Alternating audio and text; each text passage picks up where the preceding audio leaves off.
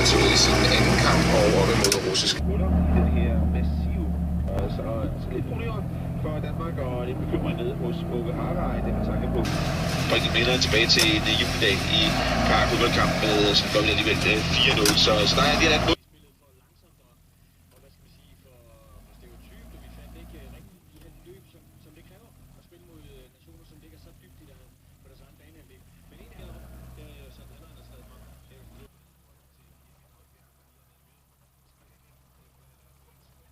Christensen op mod Christian Eriksen.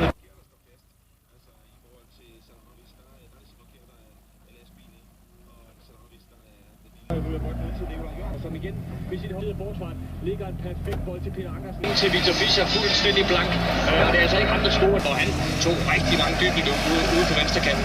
Fremragende løb, og scoren til Nikolaj Jørgensen, der i den grad har åbnet sit målkonto på landsholdet her. Det seneste år startede med rigtig løb ind i straffesparksfeltet i forsvar her. Så er det Victor Fischer hætter på tværs i det brasilianske, men ender med at spille bolden direkte hen til Frans Burgmeier, venstrebacken fra Liechtenstein. De er her, og i virkeligheden efter et rigtig flot angreb, hvor Victor Fischer sætter fart, og hvor Christian Eriksen viser overblik. Og så ligger den og bliver foræret til Nikolaj Jørgensen. Men køligt, der sparker man lidt til, altså ind over i det lange.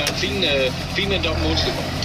182, Danmark sætter nummer 44 på den seneste verdensrangliste fra FIFAs vedkommende, men nu begynder det også at vise sig.